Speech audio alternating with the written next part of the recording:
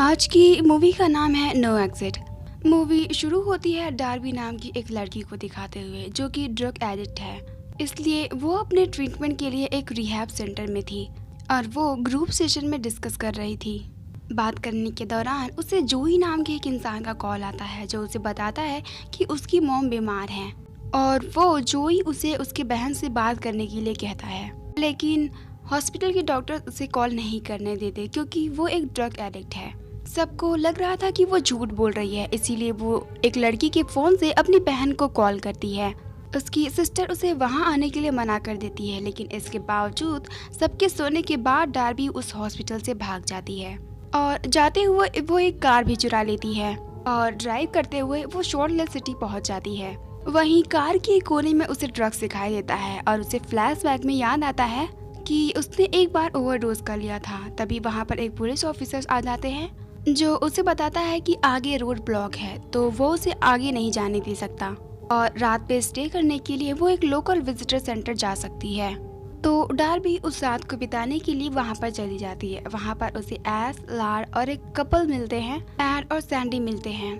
उस एरिया में कोई भी नेटवर्क नहीं था, इसलिए वो उस रूम से बाहर चली जाती है। जब वो अपने फोन के नेटवर्क चेक कर रही थी तभी उसे पास में खड़े एक वैन से कुछ आवाजें आने लगती है।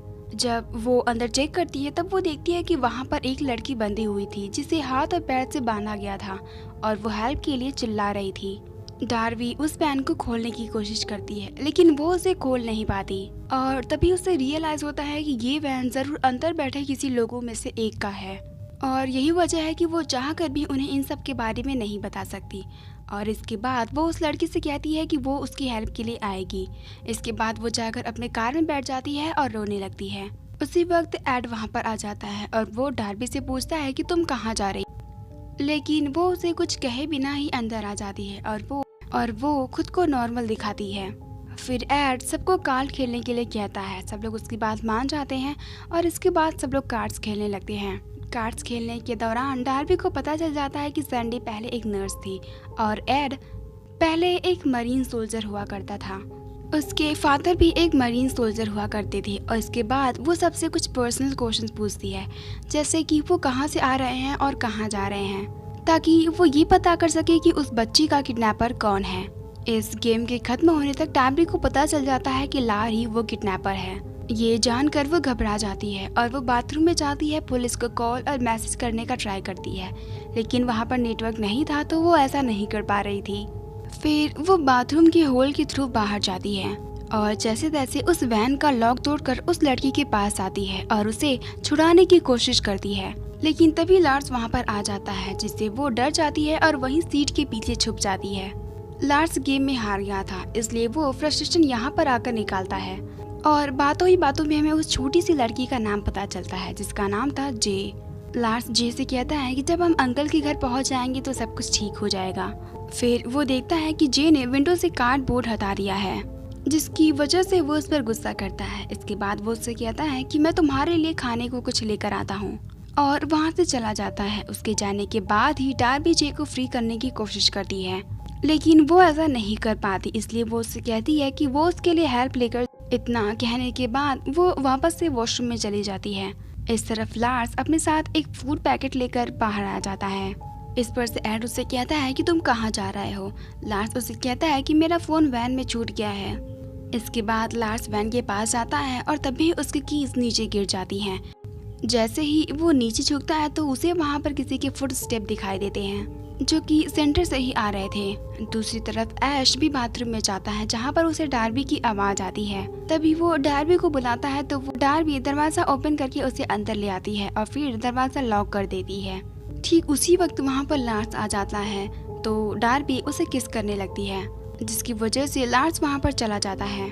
अब लार्स के जाने के बाद वो ऐसे बताती है कि उसकी कार में एक लड़की है जिसे शायद उसने किडनैप किया हुआ है। इसके बाद ऐश उससे पूछता है कि क्या तुमने पुलिस को कॉल किया, जिस पर से डार्बी उससे कहती है कि हाँ मैंने कोशिश की थी पर यहाँ पर नेटवर्क नहीं आ रहा।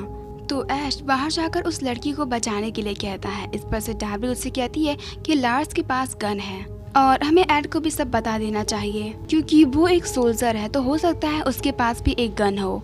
जिस पर से एस उसे कहता है कि क्या पता उसके पास कोई गन ना हो, तो हमें उसके खतरे में ना लाते हुए यहीं पर कोई वेपन्स ढूंढना चाहिए।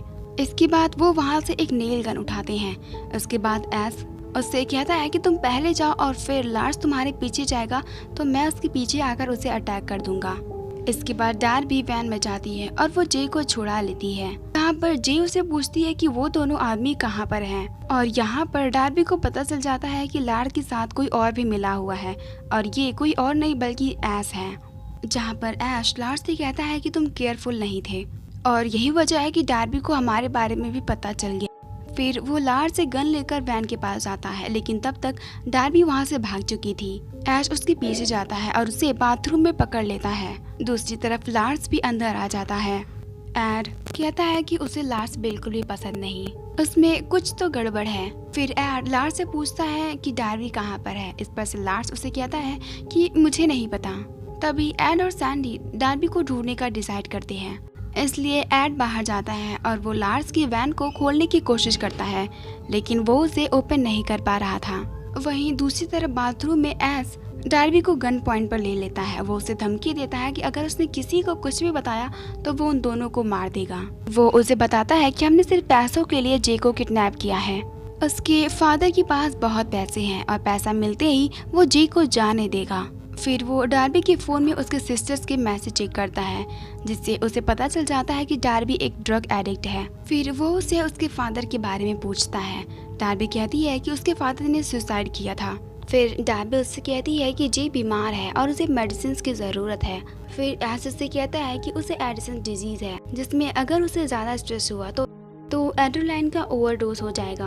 अब यहाँ पर एस उसे मारने की धमकी दे ही रहा होता है, तभी वहाँ पर सैंडी आ जाती है और सैंडी को देखकर वो ऐसा प्रिटेंड करता है जैसे वो दोनों एक दूसरे को पसंद करते हैं। इसके बाद एस वहाँ से चला जाता है। उसके जाने के बाद सैंडी उसे पूछती है कि क्या तुम ठीक हो, तो डार्बी हाँ कर देती है। इसके बाद दोनों बाहर जाते हैं, जहाँ पर सब लोग एक साथ बैठे हुए थे। फिर ऐश उन्हें सबके साथ बैठने के लिए कहता है, जहाँ पर ऐश डार्बी से उसे उसके फादर के बारे में पूछता है तो वो बताती है, लेकिन तभी ऐश उसके फादर के सुसाइड के बारे में सबको बताता है। इसी बीच डार्बी देखती है कि जे वैन से बाहर आ गई है और ऐश भी वो देख लेता है, तो वो लार्स को बाहर जाने का इशारा करता है, जिससे लार्स बाहर चला जाता है और उसके बाद ही डार्बी भी वॉशरूम में चली जाती है। तो ऐश भी उसके पीछे पीछे जाता है और वहाँ पर जाने के बाद वो उसे मारने लगता है और उसी वक्त उसकी कीज गिर जाती है और तब भी वहाँ पर लार्स आ जाता है और कहता है कि जे भाग गई है और वो पहाड़ी पर चली गई है और वो हमारे बुलाने से नहीं आने वाली। इस पर से ऐश उसे कहता है, लेकिन डार्बी उसे बुलाएगी तो वो जरूर आएगी। फिर वो डार्बी को लेकर हिल्स पर जाता है, जहाँ पर लार्स उससे कहता है कि अंकल कैनी को ये पता चलेगा तो वो बहुत गुस्सा करेंगे। डार्बी उससे पूछती है कि ये अंकल कैनी कौन है, जिस पर से वो बताता है कि उन्होंने हम दोनों को एडॉप्ट किया था और हम दोनों उन्हीं के लिए काम करते हैं। तभी डार्बी उन्हें डिस्ट्रैक्ट करके वहाँ से भागने लगती है, लेकिन तभी ऐश उसे शूट कर देता है, लेकिन वो बुलेट उसे नहीं लगती बल्कि वो पेड़ से टकराकर इधर एड और सैंडी को जब गन शॉट की आवाज सुनाई देती है तो वो लोग बाहर जाते हैं, जहाँ पर उसे जे बेहोश मिलती है तो वो उसे लेकर अंदर आ जाते हैं। सैंडी उसे देखकर कहती है कि ये बीमार है और उसके रिस्ट में हेल्थ ब्रेसलेट लगा हुआ है, जिससे उन्हें उनके डिजीज के बारे में पता चल जाता है। दूसरी तरफ डार्बी दोनों भाइयों को जैसे तैसे डिस्ट्रैक्ट करके वहाँ पर आ जाती है और वो वहाँ पर जे को देखकर बहुत खुश होती है और वो एड को बताती है कि जे को लार्स और ऐश किडनैप किया है और उनके पास गन भी है। तभी ऐश और लार्स भी वहाँ पर आ जाते हैं और उन्हें देखकर एड जल्दी से डोर लॉक कर देता है। वो अंदर आने की कोशिश करते हैं तो एड उनसे कहता है कि उन लोगों के पास गन है। तभी ऐश उसे कहता है कि जे बीमार है, अगर टाइम से उसे मेडिसिन नहीं दी गई तो वो मर जाएगी और हमारे पास मेडिसिन हैं, जिसे हमें जे को देना होगा जिससे वो बच जाएगी। यहाँ पर सैंडी एड से कहती है कि हमें उनकी बात मान लेनी चाहिए, लेकिन एड और डार्बी उस बात पर यकीन नहीं करते। तभी डार्बी उनसे कहती है कि वो यहाँ से नहीं जा सकते क्योंकि उनकी वैन की कीज हमारे पास है। फिर एड से कहता है कि तुम मेडिसिन हमें दे दो तो हम तुम्हें उस वैन की कीज दे देंगे। तभी लार्स और एस को ये रियलाइज होता है कि वो कीज उनके पास नहीं है। इसके बाद वो उस वैन के पास आते हैं और वहाँ पर गैसोलीन लेकर आते हैं और घर के बाहर डालने लगते हैं। इस पर से सैंडी उन्हें मना करती है और कहती है कि हमें यहाँ से जाने दो, लेकिन एड कहता है कि वो लोग यहाँ से सब कुछ जलाकर नहीं जा सकते, इसीलिए तुम वैन की कीज को और साथ ही एड उसे अपनी कार की कीज भी दे देता है। ऐश कहता है कि जे हमें दे दो और हम तुम्हें यहाँ से जाने देंगे,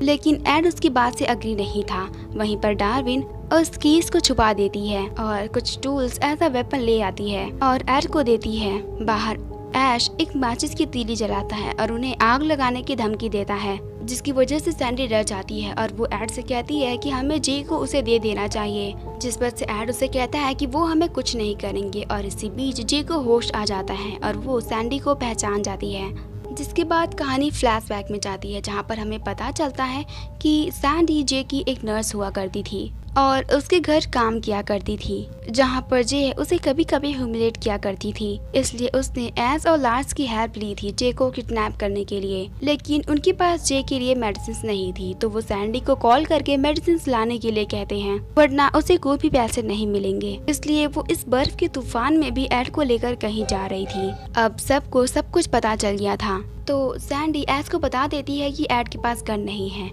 और वो डार्बी को आंखों में पेपर स्प्रे मार देती है। एड उससे कहता है कि तुम ऐसा क्यों कर रही हो, तो वो उसे बताती है कि हमारी सारी सेविंग्स खत्म हो गई हैं और हमारे पास बिल्कुल भी पैसे नहीं है, जिस पर से एड उसे कहता है कि तुम मुझसे बताती तो मैं सब कुछ ठीक कर देता।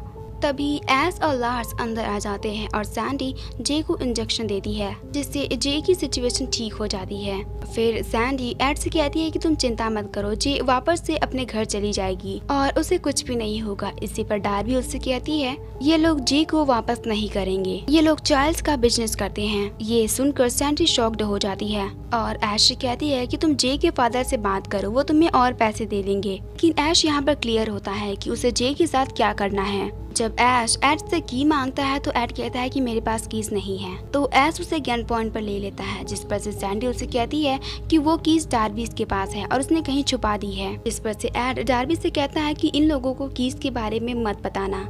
इस पर से ऐश गुस्सा हो जाता है और वो एड को शूट कर देता है और वो वहीं पर मारा जाता है। ये देखकर सैंडी गुस्से में आ जाती है और वो ऐश के ऊपर पेपर स्प्रे करने ही वाली होती है, लेकिन तभी लार्स वहां पर आ जाता है और वो पेपर स्प्रे उसकी आंखों में चला जाता है और ऐश सैंडी को भी शूट करके मार डालता है। फिर वो डार्बी से कीज मांगता है, लेकिन डार्बी उसे कीज नहीं देती। फिर वो डार्बी के हाथ को नेल गन से दीवार में स्ट्रेच कर देता है, जिससे उसे बहुत दर्द होता है। तभी लार्स उसे कहता है कि उसकी आंखों में बहुत जलन हो रही है, इसलिए ऐश उसकी आंखें धुलवाने के लिए उसे अपने साथ ले जाता है। उसके जाने के बाद डार्बी खुद को छुड़ाने की कोशिश कर रही थी, लेकिन वो ऐसा नहीं कर पाती, तो वो जे को अपने पास बुलाती है और साइड में रखा हैमर उससे मांगने लगती है और जे उसे वो हैमर दे देती है। लेकिन उसी वक्त जे, ऐश और लार्स वहाँ पर आ जाते हैं, तो डार्बी उस हैमर को छुपा लेती है। तभी डार्बी की फोन में मैसेज आता है कि उसकी मॉम की डेथ हो चुकी है, जो ऐश डार्बी को दिखाता है। लेकिन तभी उसे पता चल जाता है कि फोन में नेटवर्क आने की वजह से डार्बी ने पुलिस को जो मैसेज भेजा था वो शायद उन तक पहुंच चुका होगा, जिससे लार्स पैनिक हो जाता है। अब ऐश उससे फिर से वैन की कीज मांगता है, लेकिन डार्बी उसे इग्नोर करती है। तो वो इस बार उसे धमकी देता है कि अगर उसने कीज नहीं दी तो वो जे के हाथों में नेल गन से शॉट करेगा, जिससे डे डर जाती है और वो रोने लगती है। इस पर से लार्स भी उसे ऐसा करने से मना कर देता है। लेकिन वो नहीं सुनता, तो डार्बी उसे बता देती है कि कीज कहाँ पर हैं। अब ऐश वो कीज लेने के लिए जाता है और गन लार्स को दे देता है और उन पर नजर रखने के लिए कहता है और कहता है कि कोई कुछ भी करे तो उसे शूट कर देना, और वो खुद कीज ढूंढने के लिए बाहर चला जाता है। दूसरी तरफ पुलिस भी उस सेंटर की तरफ आ रही थी। वहीं लार्स जे से कहता है कि थोड़ी देर बाद सब कुछ ठीक हो जाएगा। तभी डार्बी इधर उधर देखती है और वो जे से कहती है कि वो जाकर लाइट्स ऑफ कर दे। जे को ऐसा करने से डर लग रहा था, लेकिन फिर भी लार्स उसे बार बार बैठने के लिए कहता है, वरना वो उसे शूट कर देगा। लेकिन फिर भी जे किसी तरह लाइट्स ऑफ कर देती है। अब लाइट्स ऑफ होते ही डार्बी अपने हाथ से वो नेल निकाल देती है और जैसे ही लार्स लाइट्स ऑन करता है वो पीछे से उस पर अटैक कर देती है। वहीं बाहर ऐश को भी कीज मिल जाती है, लेकिन तभी उसे गन शॉट की आवाज सुनाई देती है। जैसे ही वो अंदर जाता है तब वो देखता है कि डार्बी ने लार्स को पकड़ रखा है, इसलिए ऐश नेल गन दिखाकर डार्बी को डराने की कोशिश करता है, तो लार्स उसे शूट करने के लिए मना कर देता है। लेकिन तभी जे ऐश के हाथों में अटैक कर देती है, जिससे गलती से एक नेल लार्स के फोरहेड में लग जाती है, जिससे लार्स पैनिक करने लग जाता है। तभी ऐश उसके पास जाता है और वो उससे कहता है कि तुम्हें कुछ नहीं होगा। लेकिन तब तक डार्बी जे को लेकर वहाँ से भाग जाती है और वो जे को लेकर कार में बैठ जाती है। दूसरी तरफ ऐश लाश को लेकर बाहर आ रहा था, लेकिन ब्लड परसिव करने की वजह से वो नीचे गिर जाता है और वो नेल पूरी तरह से उसके सर में घुस जाती है, जिसकी वजह से वो वहीं मर जाता है।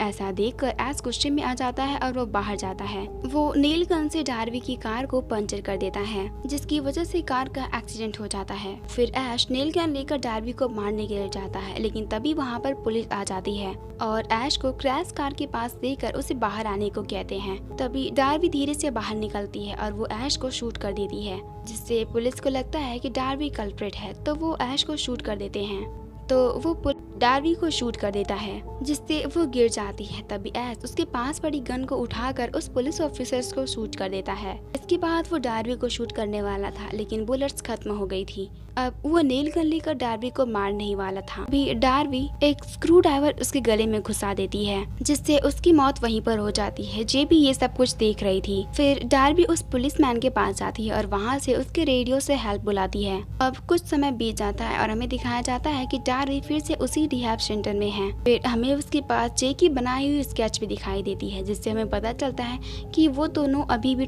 दूसरे के कांटेक्ट में हैं। इसके बाद डार्वी की सिस्टर डिमोन भी उससे मिलने के लिए आती है, जिससे देखकर डार्वी बहुत खुश हो जाती है और ये मूवी यहीं पर एंड हो जाती है।